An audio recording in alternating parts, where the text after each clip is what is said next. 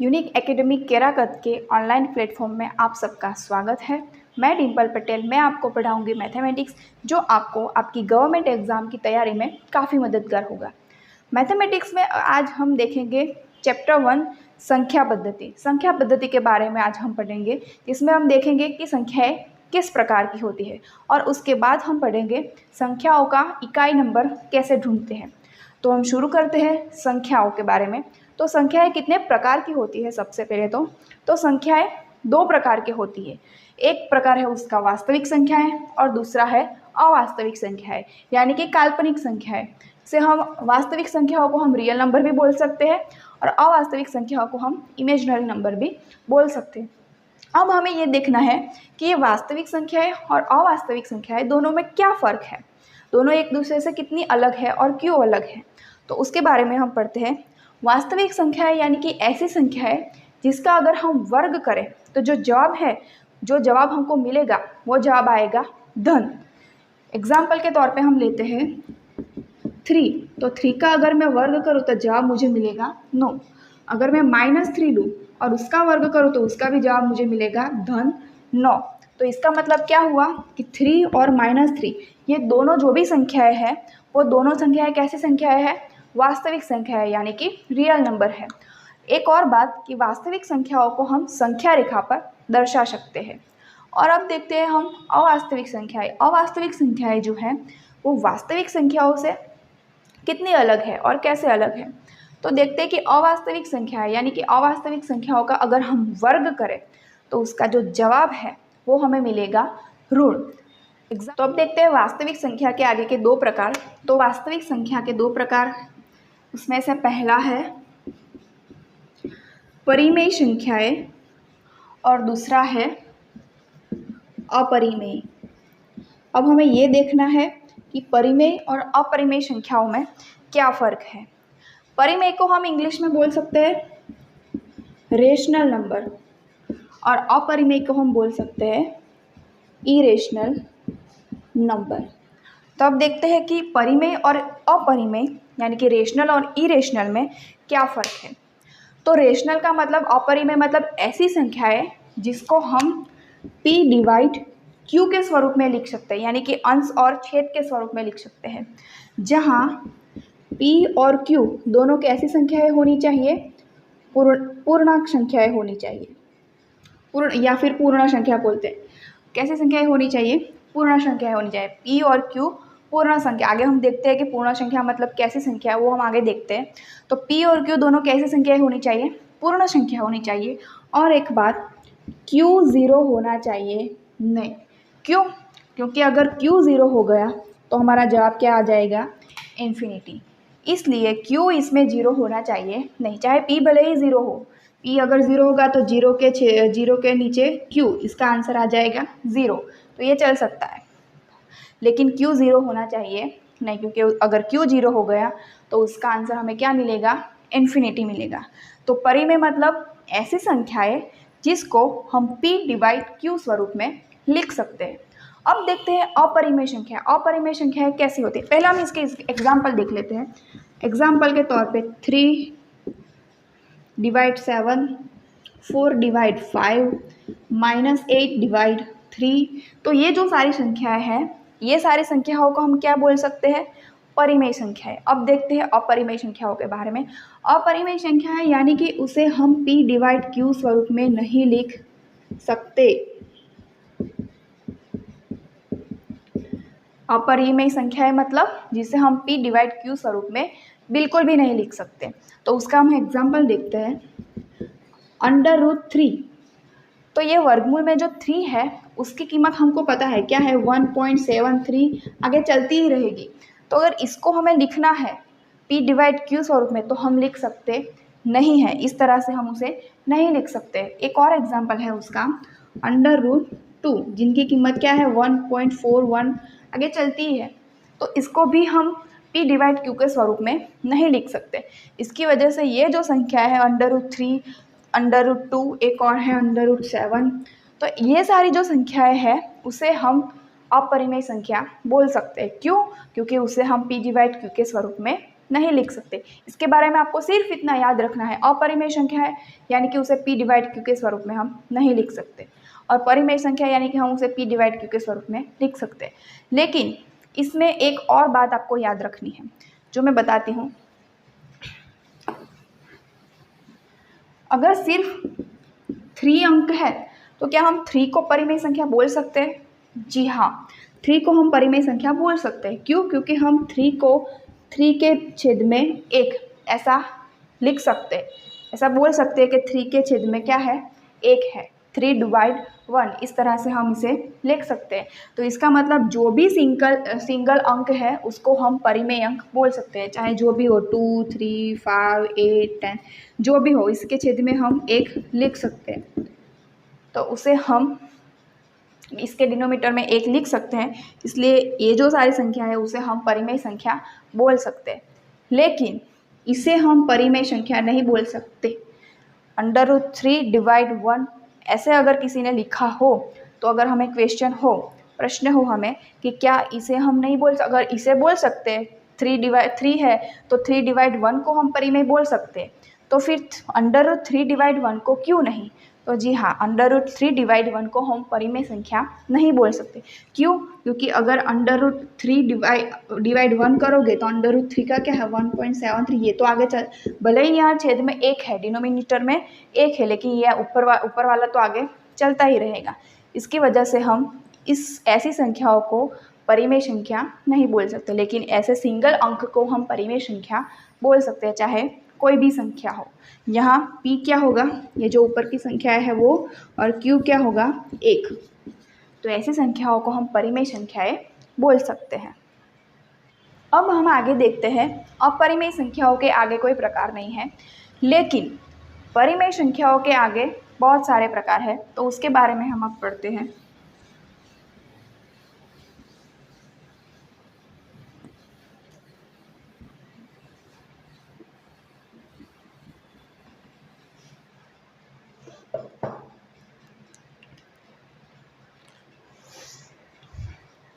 सबसे पहले देखते हैं नेचुरल नंबर यानी कि प्राकृतिक संख्याएं।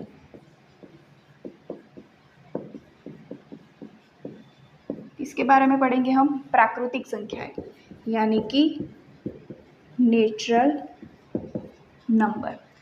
अब ये कैसी संख्या है? तो नेचुरल नंबर मतलब ऐसी संख्याएं जिन संख्याओं को आप गिन सकते हो। अगर आप बाजार में कुछ चीज़ खरीदने के लिए जाते हो तो आप क्या बोलेंगे? मुझे 2 चीज़ दो, ये वाली 3 चीज़ दो, ऐसा आप बोलेंगे। तो ऐसी संख्या है जिसको आप गिनने के लिए इस्तेमाल करते हैं, तो ऐसी संख्याओं को हम क्या बोलेंगे? नेचुरल नंबर यानी कि प्राकृतिक संख्या है। इसमें कौन कौन सी संख्याएं? सो 1 से शुरू करके, 1 से शुरू करके इन्फिनिटी तक आपको जितनी भी लेनी हो वो सारी संख्याएं क्या कही जाएगी?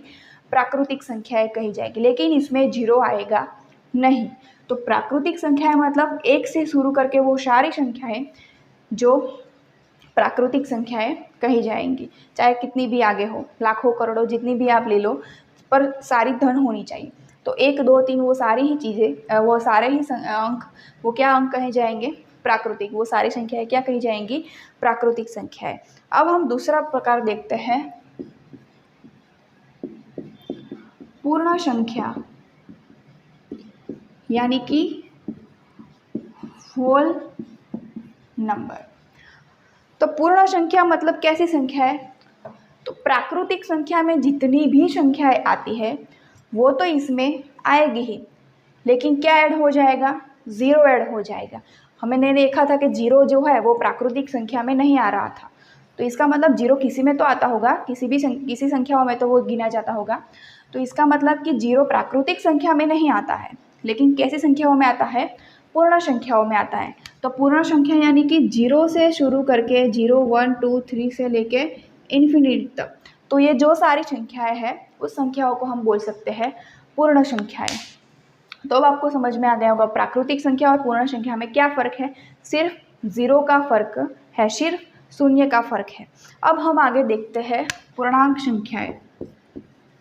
तीसरा प्रकार जो है पूर्णांक संख्या है, जिसको हम कह सकते हैं इंटीजर।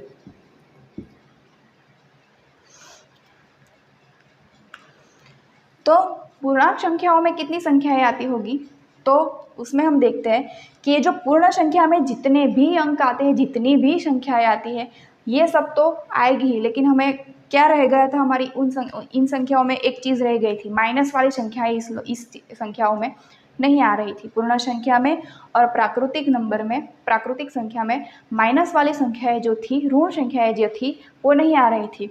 तो अब वो सारी संख्याएं इसमें आएंगी। इसका मतलब पूर्णांक संख्या मतलब माइनस इन्फिनिटी से शुरू करके -1, 0, 1 से लेके इन्फिनिटी तक ये जो सारी संख्याएं हो, ये जो भी सारी संख्याएं हैं, ये सभी संख्याएं कैसी संख्याएं कही जाएगी, पूर्णांक संख्याएं, माइनस इन्फिनिटी, -1, 0, 1 से लेके इन्फिनिटी तक।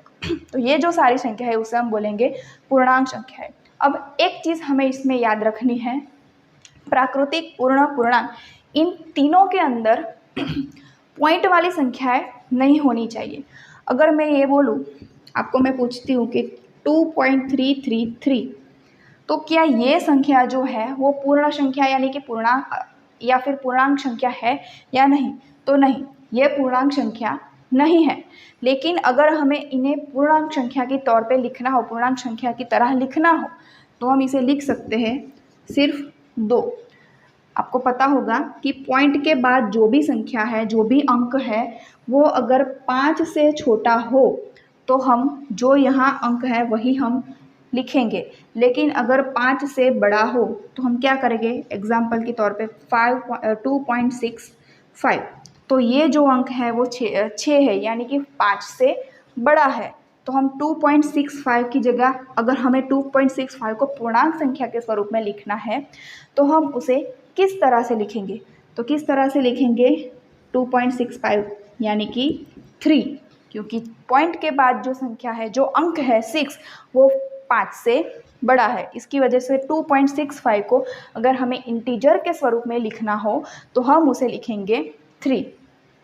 तो ये हो गए रेशनल नंबर के 3 प्रकार। अब हम आगे देखते हैं प्राइम नंबर।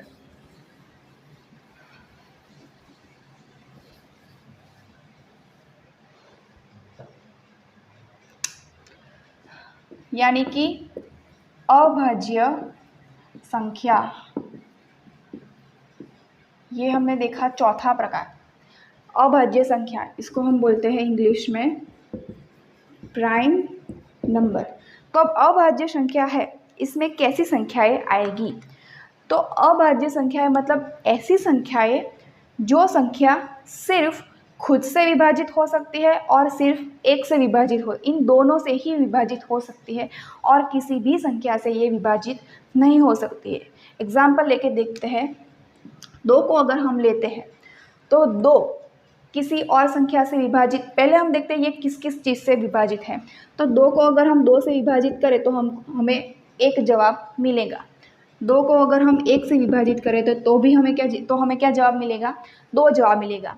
और कोई ऐसी संख्या है, और कोई ऐसा अंक है जिसे हम 2 को विभाजित करें और जवाब जो है वो हमें पूर्ण संख्या मिलनी चाहिए, पॉइंट वाली नहीं, पूर्ण संख्या मिलनी चाहिए। तो ऐसा कोई भी अंक नहीं है जिसे हम विभाजित करें और 2 का जवाब हमें पूर्ण संख्या मिले, सिर्फ 1, 2 और 1 के अलावा।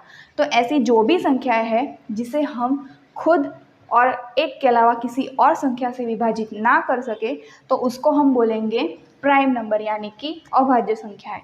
ऐसी संख्या है एग्जाम्पल के तौर पर 2 है, 2, 3, 5, 7, ऐसी बहुत सारी 11, 13 से लेकर बहुत सारी संख्याएं हैं जो कैसी है, अभाज्य संख्याएं हैं। आप मुझे बताइए 4 अभाज्य संख्या है या नहीं, तो 4 अभाज्य संख्या नहीं है। क्यों? क्योंकि 4 को हम 2 से विभाजित कर सकते हैं और जवाब आएगा 2, जो होगा पूर्ण संख्या होगी। इसका मतलब जो 4 है वो अभाज्य संख्या नहीं है। तो अब आपको समझ में आ गया होगा कि अभाज्य संख्या है यानी कि ऐसी संख्या है जिसे हम सिर्फ वो संख्या खुद और 1 के अलावा किसी और संख्या से विभाजित नहीं कर सकते हैं। अब इसमें एक और बात मैं बताती हूँ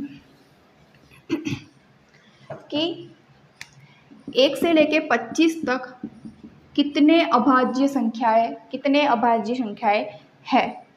25 से लेके 50 तक और 50 से लेके 100 तक। ऐसे क्वेश्चन भी आपको कभी कभी एग्जाम में पूछे जाते हैं।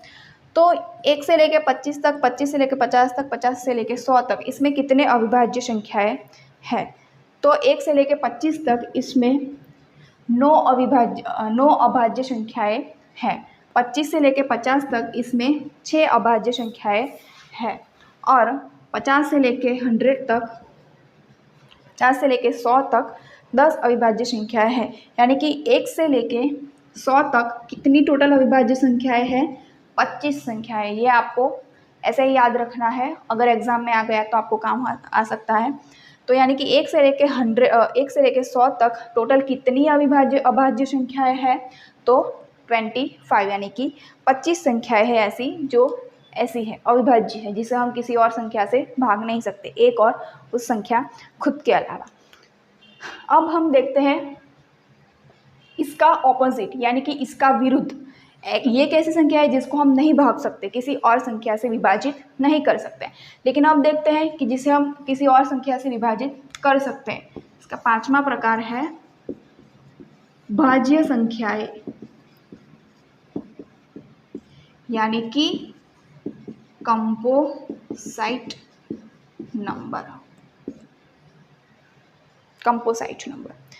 तो भाज्य संख्याएं यानी कि ऐसी संख्याएं जो किसी और संख्याओं से विभाजित हो सकती हैं। इनके अलावा की जो भी संख्याएं हैं वो सभी ले। अभी इसमें एक चीज़ याद रखनी है कि एक जो है वो ना अभाज्य संख्या है ना ही भाज्य संख्या है, वो एक अपवाद की तरह है। तो एक को हमें इसमें नहीं गिनना है। तो ये जो सारी संख्या, इसके अलावा की जो भी संख्या है वो सारी संख्याओं किसी ना किसी एक संख्या से तो वो विभाजित हो ही सकेगी। तो वो जो सारी संख्या है उस संख्याओं को हम क्या बोल सकते हैं? भाज्य संख्या है। एग्जाम्पल लेते हैं 2, 3, उसके बाद क्या आएगा? 4। तो हमने अभी ही देखा कि 4 जो है वो कैसी संख्या है? अभाज्य नहीं है। इसका मतलब कि वो कैसी संख्या है? भाज्य संख्या है। इसके बाद 5 तो अभाज्य है। 6, 7 तो अभाज्य है। तो क्या आएगा उसके बाद?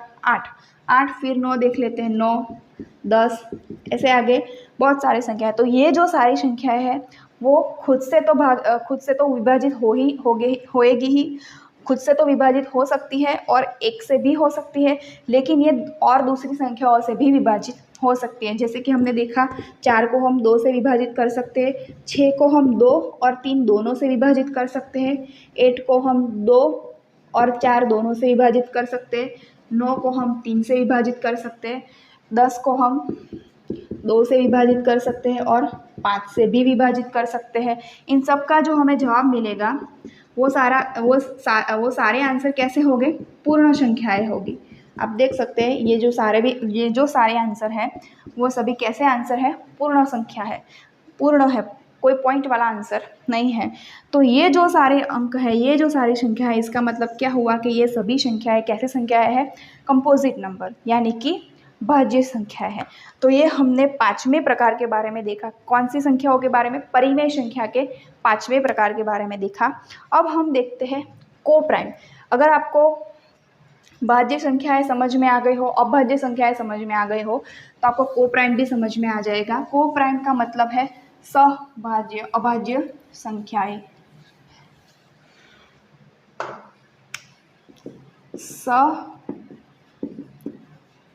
अभाज्य संख्याएं यानी कि कोप्राइम। तो हमने प्राइम नंबर के बारे में तो देखा, अभाज्य संख्याओं के बारे में तो देखा कि जो किसी और संख्या से विभाजित नहीं हो सकती है। अब इसमें ये जो है उससे अलग, ये जो है वो जो अभाज्य संख्या है उससे अलग है, उसके जैसा ही है लेकिन थोड़ा इसमें ज़्यादा है उसके मुताबिक। तो हम देखते हैं कि अभाज्य मतलब कैसी संख्या है।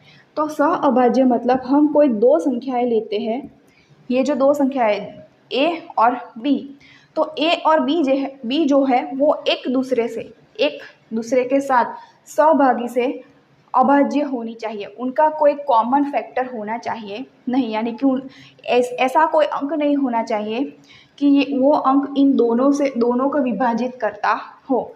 इसका एक और भी मतलब हम बोल सकते हैं कि इन दोनों का जो HCF है, हाईएस्ट कॉमन फैक्टर, वो क्या होना चाहिए? 1 होना चाहिए। एक एग्जांपल लेते हैं 3 और 5।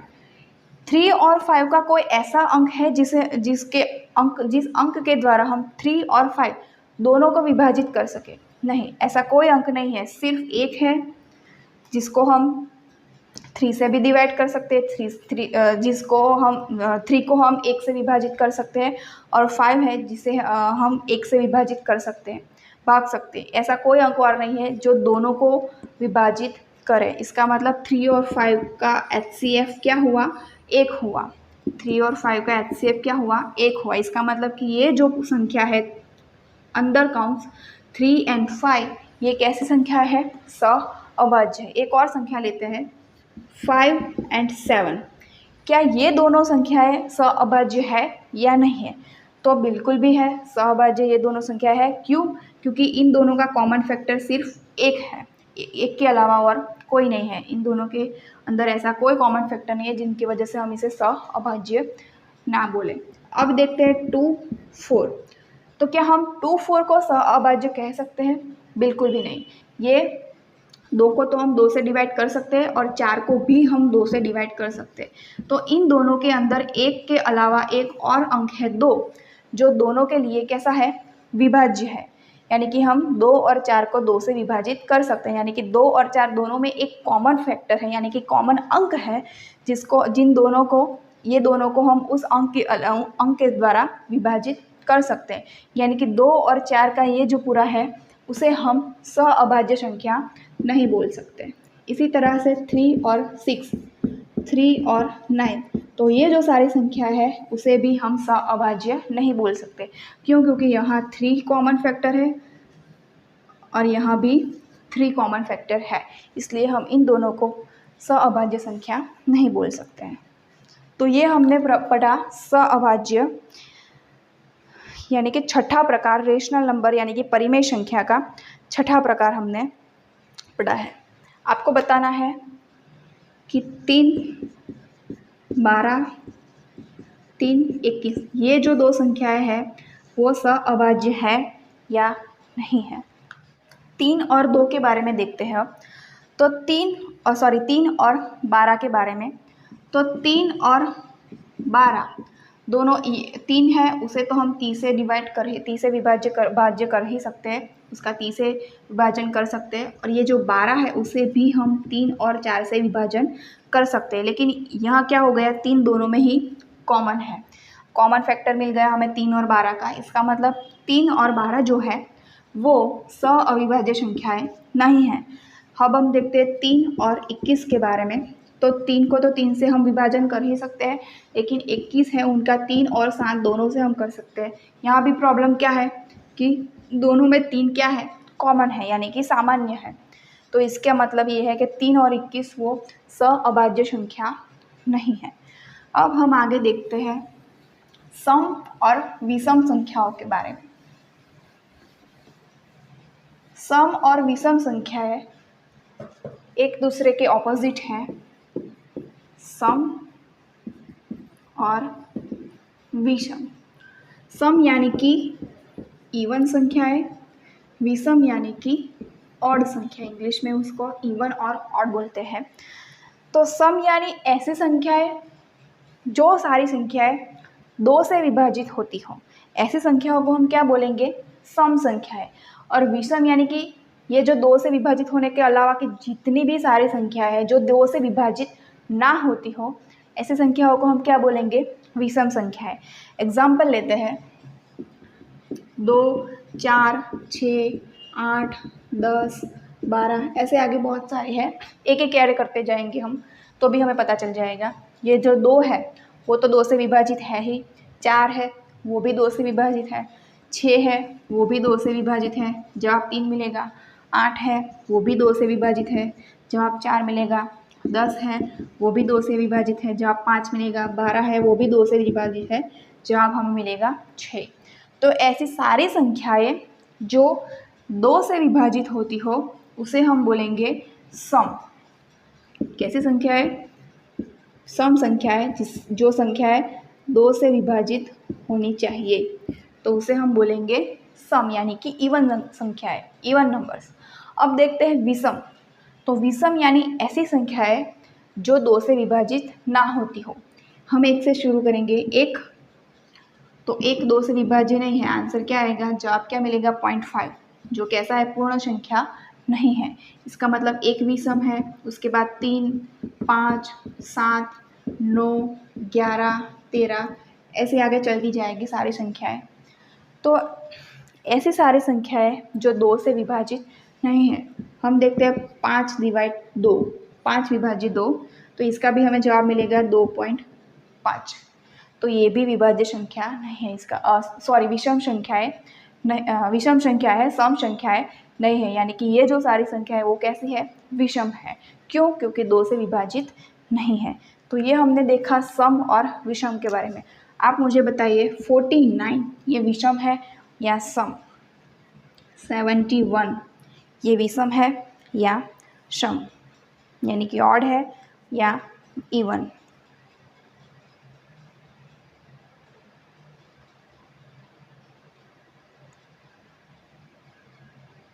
तो 71 जो है वो भी हम 2 से विभाजित नहीं कर सकते, तो ये भी विषम है। 49 है, उसे भी हम 2 से विभाजित नहीं कर सकते।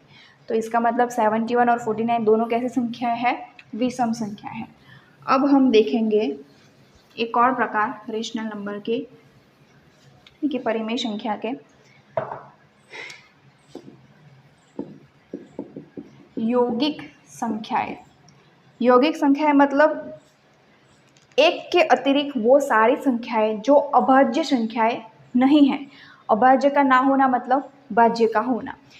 इसका मतलब 1 से अतिरिक्त वो सारी संख्याएं जो अभाज्य नहीं है। क्रमागत ये कोई प्रकार नहीं है, लेकिन आपको पता होना चाहिए इसके बारे में भी। क्रमागत संख्याओं के अंदर ऐसा भी कुछ आता है, ये आपको पता होना चाहिए। क्रमागत मतलब क्या? तो संख्याओं की ऐसी श्रेणी कि जिसके अंदर आगे का अंक जो है वो पीछे के अंक से एक ज़्यादा हो, एक ज़्यादा बड़ा हो। एग्जाम्पल के तौर में लेते हैं हम 2 3 4 5। तो आप इसमें देख सकते हैं कि 3 जो है वो उसके पूर्व का, यानी कि आगे का अंक 2 है उससे एक बड़ा है। 4 जो है वो उससे आगे का अंक 3 उससे एक बड़ा है। 5 जो है वो भी उसके आगे का अंक 4 से बड़ा है। ऐसी बहुत सारी श्रेणी हो सकती है, 5 6 7 8 11 12 13 14 212 213 215 ऐसी बहुत सारी श्रेणी हो सकती है। तो क्रमागत का मतलब कि आगे का अंक जो है वो पीछे के अंक से एक बड़ा होना चाहिए। ऐसी श्रेणी को हम क्या बोल सकते, संख्याओं की ऐसी श्रेणी को हम बोल सकते हैं क्रमागत। तो यहाँ हमने जितना भी पढ़ा आप सबको समझ में आया होगा, ये मैं आशा रख सकती हूँ। अगर किसी को कोई प्रॉब्लम है तो आप बता सकते हैं।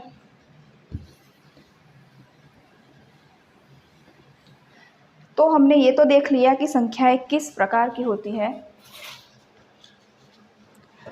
हमने देखा कि संख्याएं किस प्रकार की होती है, भाज्य, अभाज्य, सम, विषम, यौगिक, क्रमागत, ये सारे प्रकार हमने देखे। नेचुरल यानी कि प्राकृतिक संख्याएं, पूर्ण संख्याएं, पूर्णांक संख्याएं, ये सारी संख्याओं के बारे में हमने पढ़ा। अब हम देखते हैं कि कोई संख्या है तो उसका इकाई नंबर कैसे पता चलता है, तो उसके बारे में हम पढ़ेंगे। इकाई नंबर के बारे में, यानी कि यूनिट नंबर। कोई आपको 2 3 अंक की, 4 5 6 अंक की कोई आपको संख्या दे दी है तो उसका इकाई अंक क्या होगा, उसके बारे में हम पढ़ेंगे। तो 2 3 4 5 ये मैंने किसी संख्या को ले लिया है, तो इसका इकाई अंक क्या होगा, 5। जो लास्ट का डिजिट है दाहिने ओर की तरफ, जो लास्ट का डिजिट है उसको हम बोलेंगे इकाई नंबर। जो दाहिना अंक है, दाहिना पहला अंक है, उसको हम बोलेंगे इकाई नंबर। यानी कि जो 5 है वो कैसा नंबर है, इकाई नंबर। जैसे कोई भी बड़ी संख्या ले लेते हैं 3 1 2 5 6 7 9, तो इसका इकाई अंक क्या होगा, 9। जो दाहिने की तरफ से जो पहला अंक है, दाहिनी तरफ से पहला अंक है, उसे हम बोलेंगे इकाई नंबर। ये तो सिंपल है, ये तो हमें आसानी से पता चल जाएगा। दाहिनी ओर से हमको देखना है जो भी पहला अंक है दाहिनी ओर से वो क्या होगा, इकाई अंक होगा। लेकिन संख्याएं इतनी सिंपल ना हो, गुणन वाली संख्याएं हो या फिर घातांक वाली संख्याएं हो, तो उन सब का जो आंसर मिलेगा और उस आंसर का इकाई अंक हमें पता करना हो, ज्ञान करना हो, तो कैसे पता चलेगा कि उस संख्या का इकाई अंक क्या है। तो हम उसकी बहुत ही आसान रीत देखेंगे, आसान तरीके से हम उसको ढूंढने की कोशिश करेंगे, जानने की कोशिश करेंगे। तो सबसे पहले हम देखते हैं एक एग्जाम्पल 3, 5, 6 इंटू 9, 3, 4, 9, 8, 7, 3। तो ये तो बहुत बड़ी संख्या हो गई। आप इसका जवाब करोगे गुणन के द्वारा, गुणा करोगे आप ये 3 संख्याओं का एक दूसरे के साथ गुणा करोगे और जो जवाब मिलेगा उस संख्या का इकाई अंक आपको ढूंढना है। बहुत लंबी प्रक्रिया है लेकिन हम उसको शॉर्ट में करेंगे, बहुत ही आसान तरीके से करेंगे। 3, 5, 6 आपको सिंगल सिंगल करके देखना है, अलग अलग करके देखना है। 3, 5, 6 का इकाई अंक क्या है? 6। तो पहली संख्या जो है उसका इकाई अंक है 6, बीच में क्या है? गुणा। 9, 3, 4 इसका इकाई अंक क्या है? 4। तो हम इसे लिखते हैं गुणा। 9, 8, 7, 3 तो उसका इकाई अंक क्या है? 3। तो 6 इंटू 4 इंटू 3 इनका जवाब क्या आएगा? 72। 6 गुणा 4 गुणा 3 तो इसका जवाब आएगा 72। तो अब ये जो जवाब है उसका इकाई अंक क्या है? 2। तो हमारा फाइनल आंसर यानी कि फाइनल इकाई नंबर हमको मिल गया है। ये जो पूरी संख्या है उसका जो जवाब आएगा, उसका जो इकाई अंक होगा वो कौन सा होगा? 2 होगा। आसान है, बिल्कुल भी आसान है। एक और एग्जाम्पल देखते हैं। ये तो हमने गुणा के बारे में देखा, अब हम प्लस के बारे में देखते हैं। 6, 7, 8 प्लस 6, 7, 2 इसका अगर हम गुणा देखते हैं, इकाई अंक देखते हैं, तो ये भी आपको प्लस करने बैठना होगा, पूरा सरवाड़ा करना पड़ेगा और फिर आप आंसर लाएंगे इकाई नंबर। लेकिन इसकी भी शॉर्ट ट्रिक है। 6, 7, 8 का इकाई अंक क्या है? 8। तो हमने लिख दिया 8, बीच में प्लस है तो प्लस। 6, 7, 2 का इकाई अंक क्या है? 2। अब हम इन दोनों का प्लस करेंगे, 8 + 2 10। अब इसमें इकाई अंक क्या है? 0। इसका मतलब कि ये जो पूरी संख्या है जो भी है उसका जो भी जवाब आएगा उसका इकाई अंक क्या होगा? 0 होगा। आसान है। एक और एग्जाम्पल देखते हैं।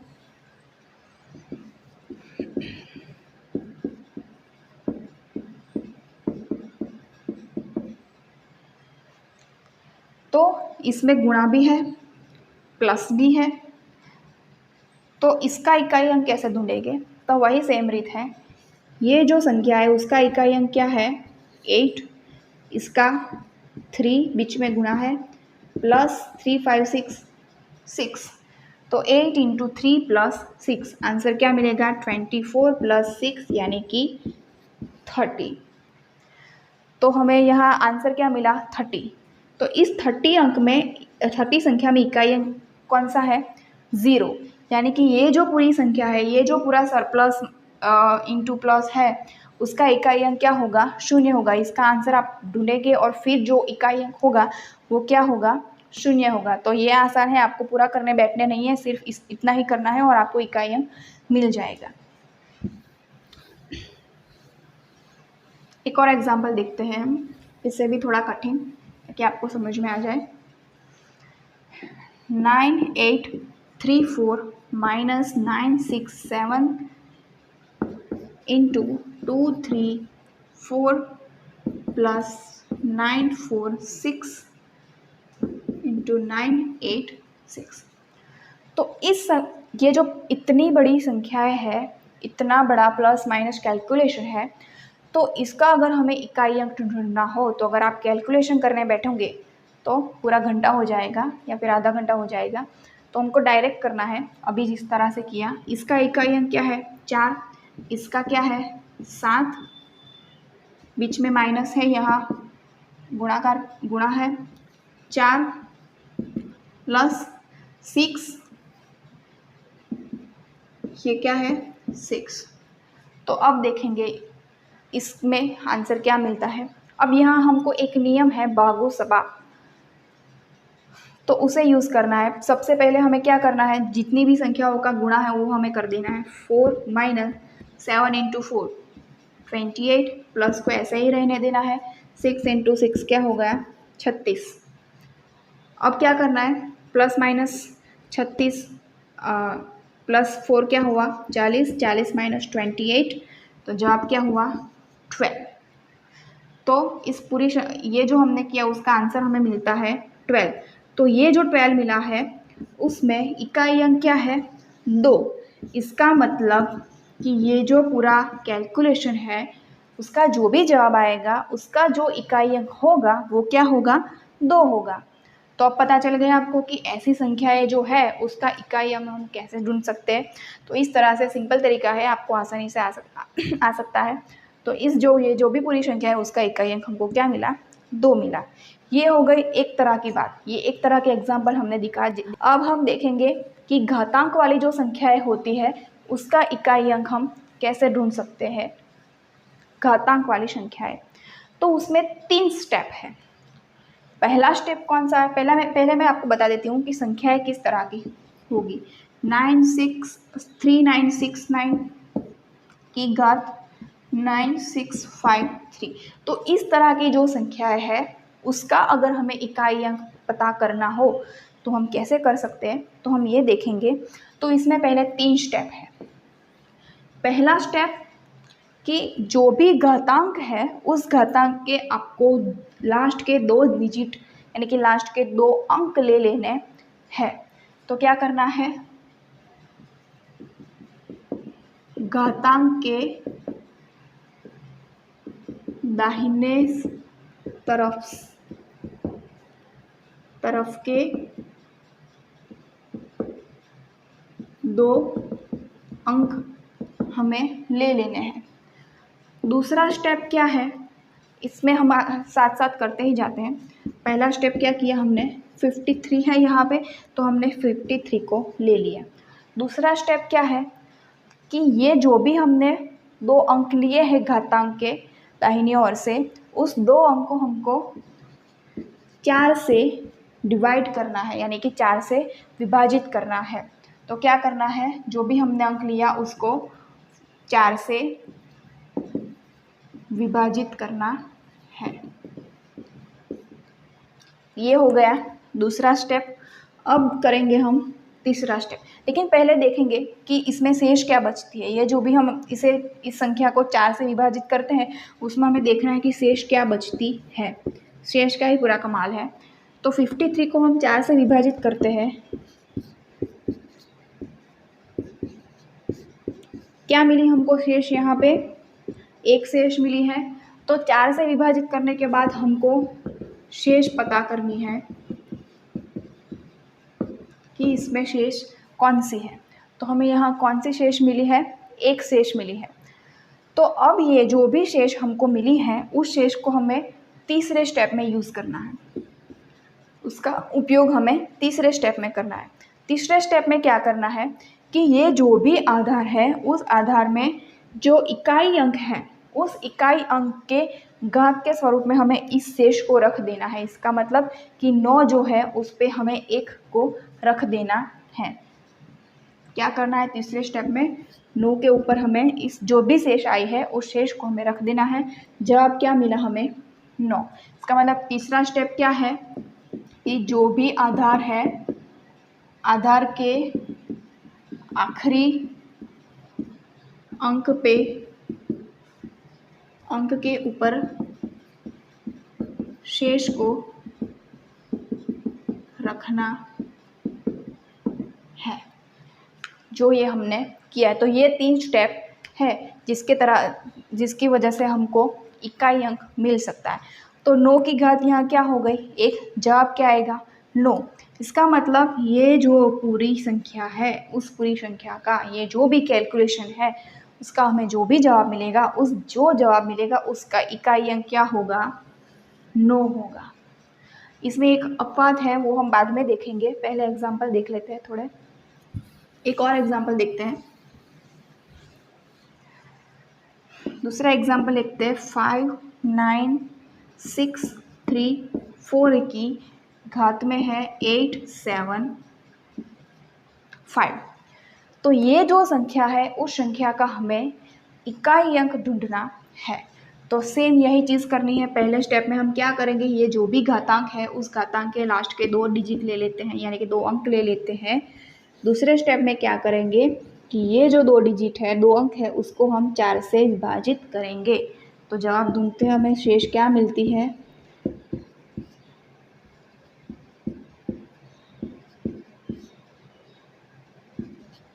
क्या मिली हमें यहाँ पे शेष 3। ये 3 हो गए हमारी शेष। अब करेंगे हम तीसरा स्टेप। तीसरे स्टेप में क्या करना है कि ये जो भी आधार है उसका जो आखिरी डिजिट है, आखिरी अंक है, उसके ऊपर हमें शेष को घात के स्वरूप में रख देना है। तो हमने 4 की घात क्या हो गई यहाँ 3, तो जवाब क्या आएगा 4 × 4 × 4, तो जवाब क्या आया 64। तो ये जो 64 है उसका इकाई अंक क्या हुआ 4, यानी कि 4। तो ये जो हो गया वो हमारा फाइनल आंसर हो गया, यानी कि ये जो पूरी संख्या है, ये जो पूरा कैलकुलेशन है, उसका इकाई अंक क्या होगा 4 होगा। तो जवाब हमको मिल गया 4। अब एक और तरह का एग्जाम्पल लेते हैं जो इनसे बिल्कुल ही डिफरेंट है।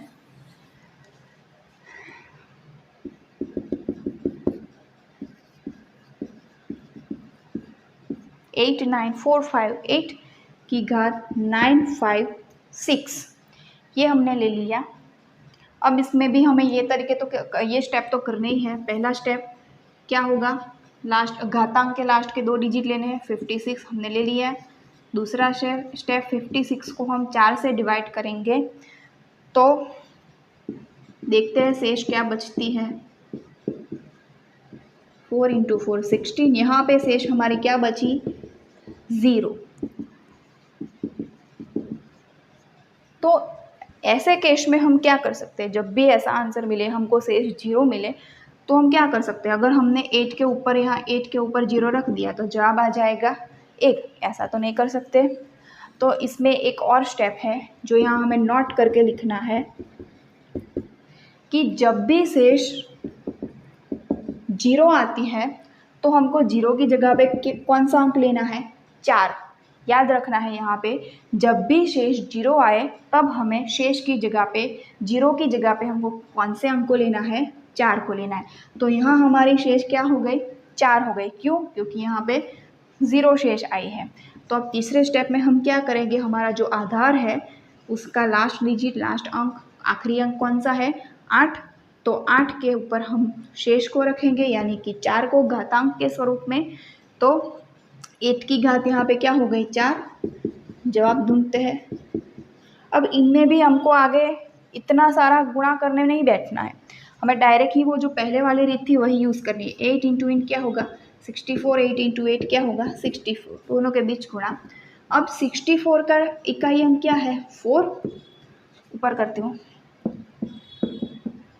64 का इकाई अंक क्या है 4, यहाँ भी 64 का इकाई अंक क्या है 4। तो 4 × 4, 4 × 4 क्या हो गया 16। तो ये जो जवाब है उसमें इकाई अंक क्या है 6। तो इसका मतलब कि हमारा फाइनल आंसर जो भी है वो क्या है 6। इसका मतलब कि ये जो पूरी संख्या है, ये जो पूरा कैलकुलेशन है, उसका इकाई अंक क्या आएगा 6 आएगा।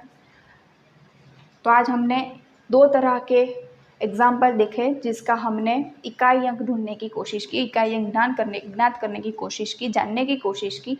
आई होप सबको पता चल गया होगा कि अब कैसे करने हैं। कितने स्टेप है इकाई अंक ढूंढने के 3 स्टेप है।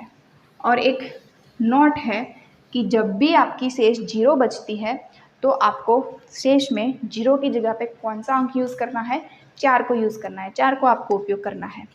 तो ये हो गए एग्जाम्पल। अब एक और चीज़ है,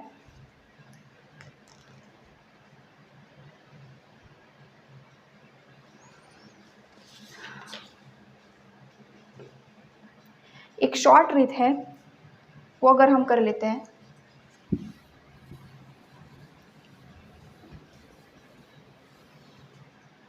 अब इकाई अंक ढूंढने की एक और प्रक्रिया है जो कुछ अंकों के लिए है।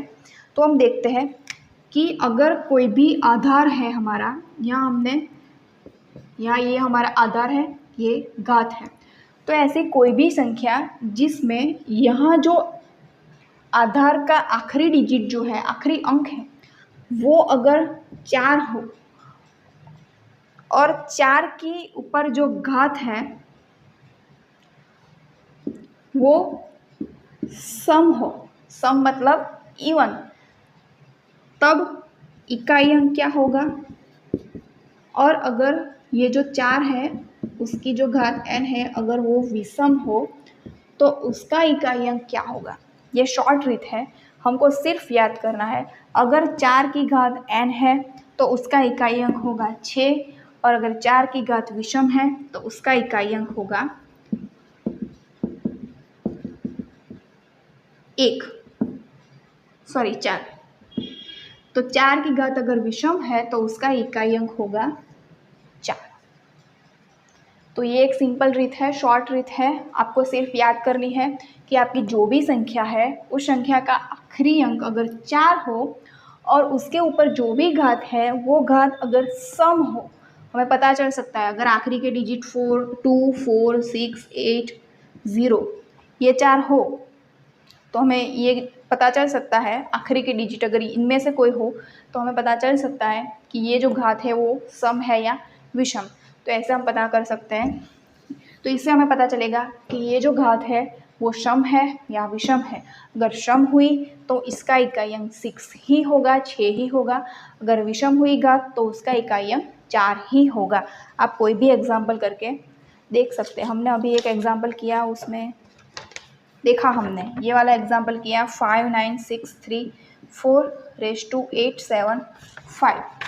तो इसमें ये जो आखिरी अंक है वो क्या है, 4 है। अब ये आप देख सकते हैं ये जो घातांक है वो कैसी है, विषम है, क्योंकि यहाँ लास्ट का डिजिट कौन सा है, 5 है। इसका मतलब कि ये जो घात है वो कैसी हो गई, विषम। तो किस तरह का एग्जाम्पल हो गया ये, इस तरह का। तो इसका मतलब कि इसका इकाई अंक क्या आएगा, 4। हमने देखा था उसका जवाब भी 4 ही आ रहा था, उसका आंसर 4 ही था। तो ऐसा हम डायरेक्ट भी कर सकते हैं अगर वो हमें 3 स्टेप वाली रीत ना करनी हो, जिसका यहाँ का आखिरी अंक 4 हो और ये हमें घात पता हो। एक और एग्जांपल देखते हैं। 4 की जगह पे अब हम देखते हैं 9 के लिए। तो अगर ये आखिरी अंक हमारा 9 हो तब जब घात उसकी सम हो या फिर विषम हो, तब हम देखते हैं। अगर आखिरी अंक जो है वो 9 है और उसकी घात सम है तो उसका इकाई अंक आएगा 1 और यहाँ इकाई अंक आएगा 9। ये आपको लिख के रखना है, पूरा मगज दिमाग में उतार देना है कि यही होगा। अगर आखिरी अंक 9 है और उसकी जो घात है वो अगर सम हुई तो इकाई अंक होगा 1, अगर विषम हुई तो इकाई अंक होगा 9। आप अगर इसे सिंपल से याद रख सकते हैं, आपको कैलकुलेशन करने की ज़रूरत नहीं है। हमने एग्जाम्पल भी देखा था एक 3, 9, 6, 9, जो पहला वाला एग्जाम्पल था, ये उस एग्जाम्पल पे हम ट्राई करते हैं। तो ये एग्जाम्पल है, उसका जवाब भी हमें क्या मिला था, 9 ही मिला था। कैसे, आखिरी अंक क्या है यहाँ पे 9, यहाँ पे जो घात है वो कैसी है, विषम। क्यों, क्योंकि यहाँ पे 3 है, उसका जो आखिरी अंक है वो 3 है। इसका मतलब कि घात क्या हुई, विषम हुई। तो इसका मतलब कि इकाई अंक क्या हुआ, 9। जवाब हमें उस वक्त भी 9 ही मिला था। तो इस तरह से हम याद रख सकते हैं। ये 2 तरीके हैं, ये 2 अंकों के लिए, 4 और 9 के लिए ये 2 तरीके हैं, इसे हम याद रख सकते हैं। आई होप आप आज जो भी हमने पढ़ा आप सबको समझ में आया होगा। अगर कोई क्वेरी है तो आप बता सकते हैं। Thank you.